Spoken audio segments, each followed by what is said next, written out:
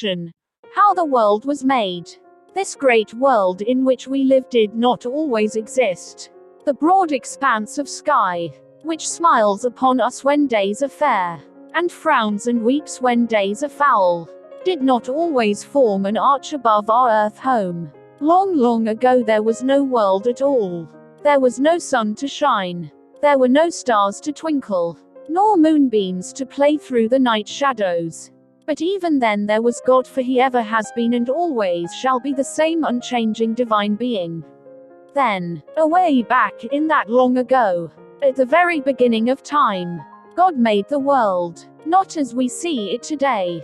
For at first water covered everything, and all was darkness everywhere. What a strange, unfriendly world this must have been, for no living creature could dwell in it. But God planned to make it beautiful, so he caused the light to shine. This light he called day, and the darkness he called night. And then the evening and morning of the first day of time passed by. On the second day God made the beautiful blue sky, and placed above the water-covered earth clouds to carry the sky moisture. He called the sky heaven. On the third day he caused the waters to flow together in wide, deep places, and he called them seas.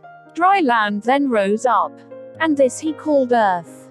But as yet there were no grasses, flowers, nor trees. The whole earth was barren and desolate. So God caused a carpet of grass to grow upon the bare ground, and beautiful flowers to spring up from the earth. The trees and herbs also he made to grow at his will. When God beheld all these things, he saw that they were good. On the fourth day appeared the great lights which we see in the sky, the sun, the moon, and the stars. These he made to divide the day from the night. After these things were made, God began to create living creatures. He made fishes of all kinds and sizes to swim about in the seas, and birds of every description to fly about above the water and land, just as we see them doing today. Thus the world continued to become more delightful. And the fifth day of the first week of time passed by. On the sixth day God made all the animals, great and small, and every creeping thing. Then there was life abounding in the woods and on the plains, as well as in the air and in the sea. What a beautiful world! Still what a strange world! For there were no people in it. Not a home anywhere, not a man, woman, nor little child to be seen. What a very strange world indeed! But God had not yet finished his work of creation, for he wished to have people live in the wonderful world he had made.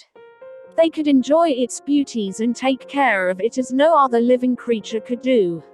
And more, they could know who had made all these great things. And knowing God, they could love and worship him. So it was that God made the first man. Out of the dust of the ground he made the man's body. Then he breathed into that body with the breath of life, and man became a living soul. This first man God called Adam. And to Adam he gave the power to rule over all the other living creatures. These animals and birds he brought to Adam. And Adam gave each of them a name. But not one of them did Adam find suitable for a helper. And because he needed a helper very much, God made for him a woman. This woman became Adam's wife. And he loved her very much. He called her name Eve. When the sixth day ended, God had made the world and had placed everything in it just as he wished. Therefore on the seventh day he rested from his work.